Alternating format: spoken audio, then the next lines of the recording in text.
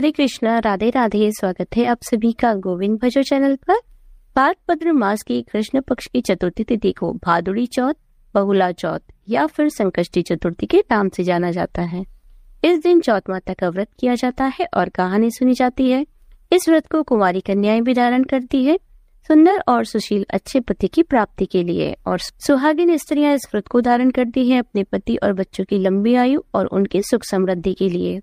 तो इस व्रत को धारण करने से भगवान गणेश की कृपा प्राप्त होती है और चौथ माता की भी कृपा प्राप्त होती है। आज के इस वीडियो में आप सुनेंगे भाद्रपद चौथ पर सुनी जाने वाली पौराणिक कथा और गणेश जी की कथा। तो चलिए कथाएं शुरू करते हैं। एक गांव में एक बुढ़िया माई रहती थी। उस बुढ़िया माई के ग्वालिया बचालिया नाम का एक बेटा था। बुढ़िया माई अपने बेटे के लिए 12 महीनों की चारों चौथ करती थी। बेटा लकड़ी लेकर आता और दोनों माँ बेटे बेचकर उससे गुजारा करते थे। बुढ़िया माई रोजाना लकड़ियों में से 2 लकड़ियां अलग रख देती थी और चौथ के दिन बेटे से छुपकर सामान लाती और उस सामान से 5 चूरमे के लड्डू बनाती थी। एक लड्डू गणेश जी को, एक लड्डू चौथ माता को, एक ब्राह्मण को, एक अपने बेटे को खिलाती और एक पूरा खुद खाती। एक चौथ के दिन बेटा अपनी पड़ोसन के घर गया। वह चूरमा बना रही थी। जब उसने पूछा कि आज क्या है जो चूरमा बना रही हो, तब वह बोली, मैंने तो आज ही बनाया है, तेरी माँ तो चारों चौथ को चूरमा बनाती है। उसने जाकर माँ से पूछा, माँ मैं इतनी मेहनत से कमाता हूँ और तुम रोज चूरमा बनाकर खाती हो। बुढ़िया माई बोली, मैं तो चौथ माता का व्रत करती हूँ। वह बोला कि तुम मुझे रख लो या चौथ माता को रख लो। बुढ़िया माई बोली, मैं तो तेरे लिए ही चौथ माता का व्रत करती हूँ, इसलिए मैं तुझे छोड़ सकती हूँ पर चौथ माता को नहीं छोड़ सकती।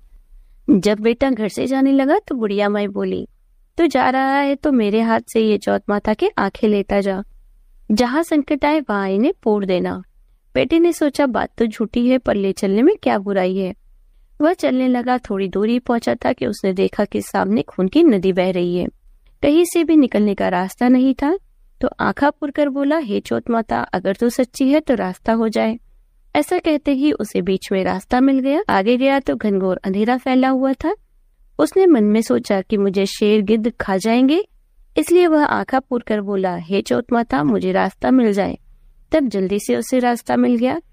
वह आगे चला गया और जाते जाते एक राजा की नगरी में जा पहुंचा। वहां का राजा रोज एक आदमी की बलि देता था। वह एक बुढ़िया माई के पास गया। बुढ़िया माई रोती जा रही थी और पोए बनाती जा रही थी। लड़के ने बुढ़िया माई से पूछा, हे बुढ़िया माई, क्यों रो रही हो? तब बुढ़िया माई ने जवाब दिया कि मेरे एक ही बेटा है जिसकी राजा आज रात बलि देने वाला है, मैं उसी के लिए ये पुए बना रही हूँ। तब वह बोला, हे बुढ़िया माई, तुम अपने बेटे की जगह ये पुए मुझे खिला दो, मैं उसकी जगह बलि चढ़ने चला जाऊंगा। बुढ़िया माई ने कहा कि मैं किसी दूसरे के बेटे को बलि कैसे चढ़ा सकती हूँ, लेकिन वह नहीं माना। तो बुढ़िया माई ने सारे पुए उसे खिला दिए। रात को जब राजा का संदेश आया तो बुढ़िया माई ने सोचा कि किसी दूसरे के बेटे को बलि चढ़ाने के लिए कैसे उठाऊं। बाहर की आवाज सुनकर वह जाग गया और राजा के आदमियों के साथ चला गया। वहां मटके पकाने का हाव, जिसमें कुम्हार मटके को पकाता है, बना हुआ था, जो एक मनुष्य को भोग लगाने के बाद ही उसमें आवा पकता था। सबने मिलकर उसको हाव में चुन दिया। वहां आंखा पुरकर हाव में बैठ गया। एक दिन में ही हाव पक गया और मिट्टी के घड़े सोने चांदी के बन गए। वहां एक जमादारनी झाड़ू लगा रही थी। तब झाड़ू से एक कंकड़ उछलकर उस बर्तन से जा टकराया। तब जमादारनी ने राजा को जाकर बताया कि आपका हाव तो पक गया है।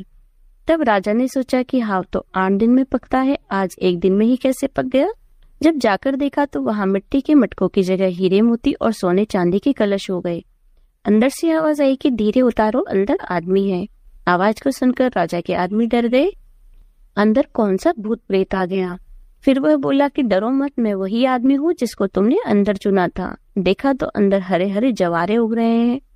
राजा ने पूछा कि तू अंदर जीवित कैसे बच गया। तब उसने बताया कि मेरी माँ चौथ का व्रत करती है। जब मैं घर से निकला था तो मेरी माँ ने मुझे आंखें दिए थे।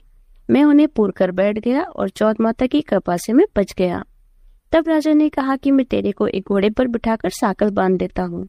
यदि वह साकल खुलकर मेरे बन जाएगी तो तेरी चौथ माता सच्ची है। तब वह आंखें पुर कर बैठ गया और चौथ माता से कहने लगा, हे चौथ माता, अब तू ही मेरी लाज बचाना। तब साकल खुलकर राजा के बन गई। राजा ने अपनी बेटी की शादी उस लड़के से कर दी और बहुत सारा धन दौलत देकर विदा किया। पड़ोसन बोली कि बुढ़िया माई, तेरे बेटे बहू आए। जब छत पर चढ़कर देखा तो सच में बेटे बहू आ रहे थे। हे चौथ माता, जैसे आपने बुढ़िया माई और उसके बेटे पर कृपा बनाई, सभी पर अपनी कृपा बनाए रखना। भादवा की चौथ माता की कहानी कहने वाले, सुनने वाले, हुकारा भरने वाले और पूरे परिवार पर अपनी कृपा बनाए रखना। यह थी भादवा की चौथ माता की कहानी। आइए अब सुनते हैं विनायक जी की कहानी। एक ब्राह्मण था जो नित्य प्रतिदिन उठकर सुबह गंगा जी स्नान के लिए जाता और आकर विनायक जी की पूजा करता। विनायक जी की कहानी सुनता। उसकी पत्नी को पूजा करना अच्छा नहीं लगता था। वह गुस्सा हो जाती थी और कहती थी कि सुबह पहले पूजा करने बैठ जाते हैं, मैं झाड़ू निकालती हूँ, घर का काम करती हूँ, तुम्हें तो कोई काम नहीं है। ब्राह्मण उसकी बात को सुनता ही नहीं था। एक दिन ब्राह्मण गंगा जी नहाने के लिए चला गया और पीछे से ब्राह्मणी ने विनायक जी को छुपाकर रख दिया। वापस आकर ब्राह्मण ने कहा, विनायक जी की मूर्ति कहाँ गई? तो ब्राह्मणी बोली कि मुझे नहीं पता। ब्राह्मण ने खाना नहीं खाया और पानी भी नहीं पिया। ब्राह्मण ने कहा कि जब तक विनायक जी की पूजा नहीं कर लेता तब तक अन्न ग्रहण नहीं कर सकता। मैं तो विनायक जी की पूजा करने के बाद ही अन्न ग्रहण करूंगा। ब्राह्मणी ने ब्राह्मण को बहुत समझाया कि खाना खा लूं, लेकिन उसने नहीं खाया। दोनों को लड़ते झगड़ते देखकर विनायक जी की मूर्ति हंसने लगी। तब ब्राह्मणी गुस्से में आकर बोली कि वह मूर्ति वहां रखी है। उसके बाद ब्राह्मण ने विनायक जी की पूजा की। तब अचानक ही विनायक जी की मूर्ति बोल उठी कि तुझे मेरी सेवा करते हुए बहुत दिन बीत गए, कुछ मांग। ब्राह्मण बोला कि अन्न मांगू, धन मांगू, जितना दुनिया में है सब सुख मांगू। तब विनायक जी ने सारा सुख, अन्न, धन सब ब्राह्मण को दिया। ब्राह्मणी को इतना अन्न धन मिलने से उसकी भी पूजा करने की श्रद्धा जाग उठी और उसने मंदिर में से मूर्ति घर में रखवाई। खूब प्रेम से पूजा करने लगी। हे विनायक जी महाराज, जैसा ब्राह्मण को सुख दिया वैसा सबको देना। विनायक जी की कहानी कहने वाले, विनायक जी की कहानी सुनने वाले, हुकारा भरने वाले पूरे परिवार को देना। तो बोलिए गजानन गणेश जी महाराज की जय। यह थी भादो मास की चौथ माता की और गणेश जी की कहानी। यदि आपको वीडियो पसंद आई हो तो वीडियो को लाइक कीजिए, ज्यादा से ज्यादा इसे शेयर कीजिए। यदि आप चैनल पर नए हैं तो चैनल को सब्सक्राइब कर लीजिए, बेल आइकन को प्रेस कर दीजिए, जिससे आने वाले नए वीडियोस की नोटिफिकेशन आपको तुरंत मिल जाए। मिलती हूँ आपसे अगले वीडियो में, तब तक बने रहिए गोविंद भजो चैनल पर। हरे कृष्ण, राधे राधे।